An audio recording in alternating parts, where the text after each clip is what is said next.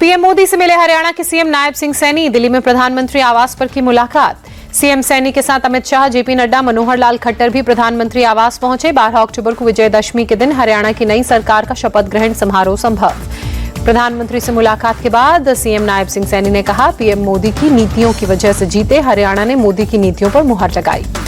कांग्रेस की ओर से ईवीएम पर सवाल उठाने पर बोले सैनी, मैंने पहले ही कहा था ईवीएम पर सवाल उठेंगे। कांग्रेस चुनाव में झूठ का बवंडर खड़ा कर रही थी। अनिल विज के सीएम बनने वाले बयान पर नायब सिंह सैनी ने कहा, वो हमारे नेता हैं, उन्होंने कुछ कहा है तो उनका हक है। हरियाणा और जम्मू कश्मीर के नतीजों पर राहुल गांधी का पहला रिएक्शन आया सामने। जम्मू कश्मीर में इंडिया की जीत को संविधान की जीत बताया। कहा, हरियाणा के अप्रत्याशित नतीजों का विश्लेषण कर रहे हैं। हरियाणा चुनाव पर कांग्रेस को लेकर अनिल विज ने कहा, वे चुनाव नतीजों को स्वीकार नहीं करते तो चुल्लू भर पानी में डूब मरे। जहां नतीजे तुम्हारे खिलाफ हो वहां ईवीएम खराब और जहां नतीजे पक्ष में हो वहां ईवीएम ठीक। हरियाणा में आपका खाता नहीं खुलने पर अनिल विज ने कहा, मैंने बार बार कहा है कि आम आदमी पार्टी का नाम बदलकर जमानत जब्त पार्टी हो गया है। कुमारी शैलजा का इशारों में भूपेंद्र हुड्डा पर अटैक। कहा, पार्टी आलाकमान को नए सिरे से सोचने की जरूरत। चुनाव में तालमेल नहीं होने से कुमारी शैलजा के आरोपों पर भूपेंद्र हुड्डा का पलटवार। कहा, तालमेल रखना सबका काम है, मतभेद हो सकते हैं, मनभेद नहीं थे। हरियाणा चुनाव के नतीजों पर आप नेता प्रियंका कक्कड़ का बयान, अगर हरियाणा में गठबंधन हो जाता तो नतीजे कुछ और ही होते। हरियाणा को लेकर संजय राउत ने कहा, हरियाणा में इंडिया गठबंधन नहीं बन पाया था, कांग्रेस को लगता था कि वे अपनी ताकत पर जीत जाएंगे। संजय राउत ने कांग्रेस का नाम लिए बगैर कहा, कोई भी अपने आप को बड़ा भाई न समझे, हरियाणा के चुनाव के नतीजों का महाराष्ट्र के चुनाव पर कोई भी असर नहीं पड़ेगा। हरियाणा चुनाव नतीजों के बाद केंद्रीय मंत्री और हरियाणा के पूर्व सीएम मनोहर लाल खट्टर का बयान, पीएम मोदी के नेतृत्व में बीजेपी का काम लोगों को पसंद आ रहा है, साइलेंट वोटों ने भी प्रमुख भूमिका निभाई है।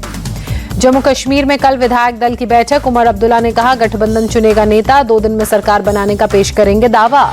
जम्मू कश्मीर में एनसी गठबंधन की जीत पर जश्न। बोले उमर अब्दुल्ला, कई स्वतंत्र उम्मीदवार हमारे संपर्क में हैं, आर्टिकल 370 मुद्दे पर रुख कमजोर नहीं। उमर अब्दुल्ला ने कहा, हमारे और दिल्ली में फर्क, सरकार गठन होते ही पहला संकल्प जम्मू कश्मीर को राज्य का मिले दर्जा, पीएम को पेश किया जाएगा प्रस्ताव। उमर अब्दुल्ला ने बीजेपी पर निशाना साधते हुए कहा, बीजेपी की राजनीति को स्वीकार नहीं करेंगे, बीजेपी के साथ प्रतिद्वंद्विता जारी रहेगी लेकिन केंद्र सरकार से समन्वय करेंगे। जम्मू कश्मीर के पूर्व डिप्टी सीएम और बीजेपी नेता कविंदर गुप्ता का बयान, हम विपक्ष की भूमिका निभाएंगे, जम्मू के हितों की रक्षा करेंगे। संजय राउत ने बीजेपी के जम्मू कश्मीर में हार जाने पर उठाए सवाल। कहा, बीजेपी के लिए जम्मू कश्मीर का महत्व सबसे ज्यादा रहा है, जहां से उन्होंने आर्टिकल 370 हटाया वहां वे हार गए।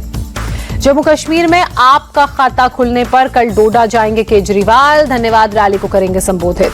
11-12 अक्टूबर को सिक्किम का दौरा करेंगे रक्षा मंत्री राजनाथ सिंह, 17 माउंटेन डिवीजन के साथ मनाएंगे दशहरा। 13 अक्टूबर से 3 देशों के दौरे पर राष्ट्रपति द्रौपदी मुर्मू रहेंगी। 19 अक्टूबर तक अल्जीरिया, मॉरिटानिया और मलावी का करेंगी दौरा। आरबीआई ने रेपो रेट में नहीं किया कोई बदलाव। आरबीआई गवर्नर शक्तिकांत दास ने ऐलान करते हुए कहा, 6.5% पर ही बरकरार रहेगा रेपो रेट। आरबीआई ने लगातार 10वीं बार नहीं बदला रेपो रेट। रेपो रेट में बदलाव नहीं होने से महंगी ईएमआई से नहीं मिलेगी कोई राहत।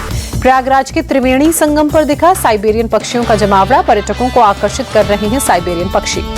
विजयवाड़ा के कनक दुर्गा मंदिर पहुंचे आंध्र प्रदेश के डिप्टी सीएम पवन कल्याण, बेटी आध्या कोनीडेला के साथ मां दुर्गा की पूजा की।